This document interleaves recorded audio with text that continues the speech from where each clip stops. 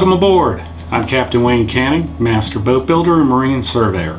Today I'm aboard a Lagoon 38 and we're going to be replacing all of the through hulls and ball valves. We're going to replace these through hulls and ball valves with proper Seacocks. This is how the boat is equipped now.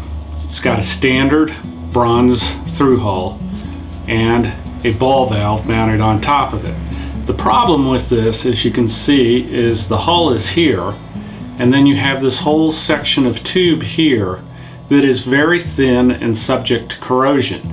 You might think that tube is fairly thick, but the problem is by the time you've cut your threads in there, you have very little metal left to really support that through hull.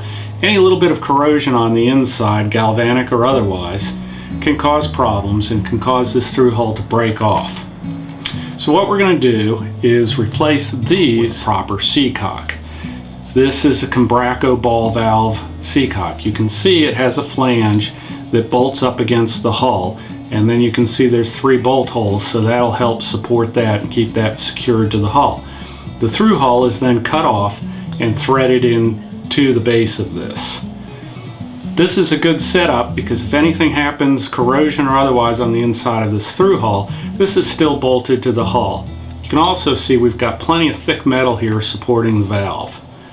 So this is really the way to go. Along with replacing the through hulls and ball valves with proper Seacocks, we're going to eliminate a few of the extra through hulls that are no longer needed. In order to do that, we're going to have to glass in the holes. So this is going to be a 4-part project. The first part is we're going to remove all of the old through hulls and ball valves and get that all out of the way and clean that up. Next part will be to grind out and glass in the old holes that we're no longer going to be using. The third part will be prepping everything to go back together. By prepping, I mean we're going to make some fiberglass plates to go underneath the Seacocks, and we're going to have bolts in those plates. We're going to glue those plates to the hull with a methacrylate adhesive. And then finally, the fourth part will be assembling everything and reconnecting the plumbing. So this is going to be a pretty good sized project all in all, but we'll just attack it one step at a time. So let's go ahead and proceed with the first part and start tearing out some of these through hulls. Before we get started removing the through hulls, let's take a quick look at some of the tools we're going to use and talk about some of the methods I'm going to use to remove the through hulls. As anybody who's worked on boats before will well know, things don't often volunteer to come apart. With luck, we might be able to just disassemble some of these through hulls and take them apart the same way they were put together. But odds are that's not going to happen in all cases. No 2 through hulls are going to be alike, and no 2 are going to come apart alike. Also, access to the area might make things a little bit more challenging as well. We might not be able to get our tools and wrenches in there the way we'd like to. We also want to get these removed fairly quickly. We don't want to spend a lot of time screwing around trying to salvage parts that we know are no good anymore. So in some cases it might just make sense to go ahead and just cut them out and be done with it. So let's take a quick look at some of the tools I've laid out and how I plan on using them. Okay, as you can see, I've got a variety of destructive equipment laid out here. So let's take a look at what we've got to start with.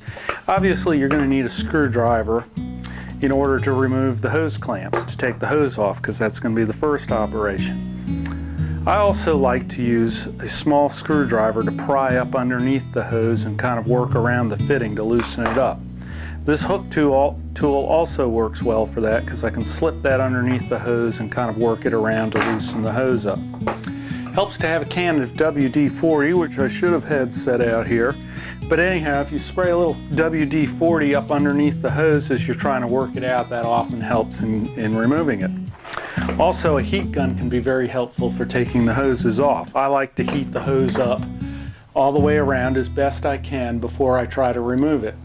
This causes the hose to expand and softens the rubber. This is particularly useful when it comes to vinyl hoses and soft rubber hoses. It doesn't work quite as well with the hard wall hoses and the wire reinforced, but it can still help to warm them up a little bit. Next thing we're going to need are basic wrenches. Channel locks. I've got a big pair of adjustable wrench and of course a pipe wrench.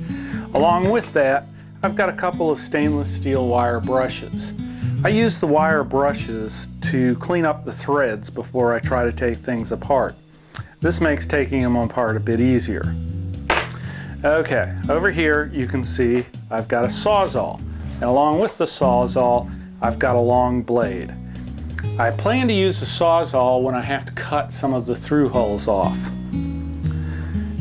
This is kind of a big tool to use inside of the boat, and it's more useful for cutting the mushroom heads off of the through holes from the outside of the boat. I can mount that blade in there, and it's flexible enough that I can lay it down flat against the hull and just cut that off flush. You'll see how I do that later. Of course, a good pair of work gloves is always very useful to protect your hands.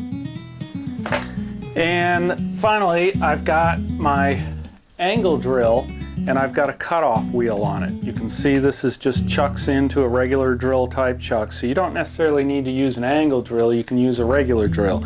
But I find I get a little bit more control with the angle drill. And then I've just got these cutoff wheels. I purchased this kit, the arbor and the cutoff wheels, from Lowe's, and I think it was like 15 bucks for the whole setup. These things will allow you to work into a tight spot.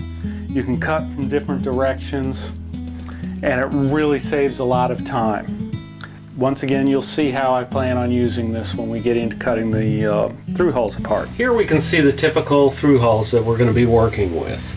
You can easily see that these are a ball valve on a through hole. This being the through hole, this being the ball valve on top. Let's see if we can get a better look at that. There you go. So the first task is going to be to go ahead and remove the hoses, and then we'll take the fittings off of the top. So let's go ahead and get started. Alright, usually the first step in removing the hose is going to be to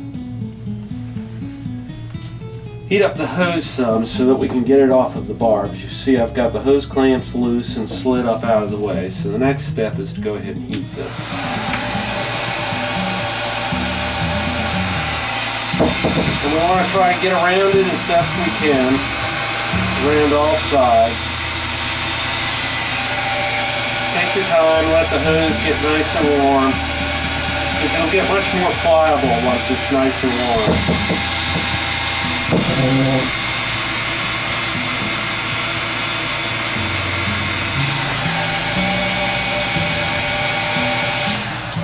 Alright. And now we give it a little twist to loosen it up. And it helps to take a small screwdriver and just pry up underneath that hose.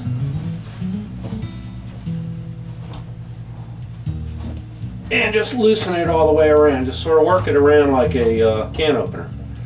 Anybody remembers the old manual can openers? And now we give it a little twist and we can pull it right off. And there we go. Our hose is off. So what we're going to want to do is tuck it up out of the way so that we can get to the through hull. You can see I've got to remove this hose next. As you heat the hose, try to move the heat gun around a bit and try to work it around the hose as best as possible. It's usually impossible to get all the way around the hose, but if you keep moving it around and working it in there, just get it as best you can. Try not to overheat any one area of the hose. While the hose is still warm, we want to take the screwdriver and work it up underneath the hose to break the hose away from the fitting. Work it around a bit like you're opening a can.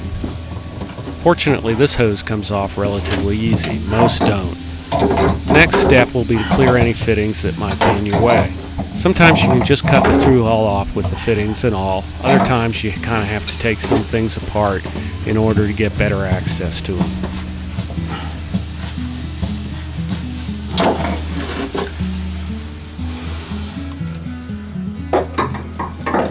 On these fittings, I have pretty good access, so I'm going to try to take them apart as much as possible.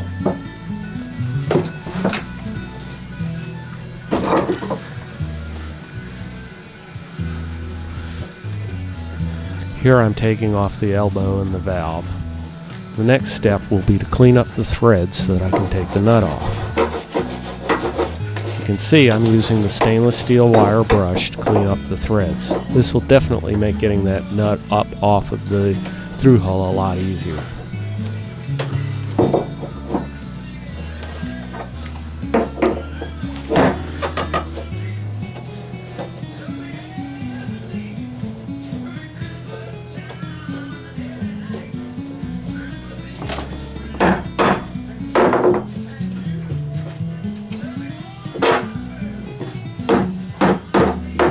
With the fittings removed, the next step will be to cut the through hulls.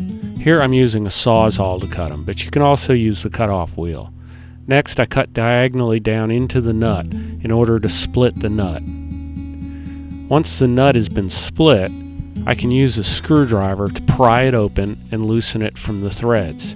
Usually you can just spin it off at that point, but sometimes you have to split both sides of the nut in order to get it off.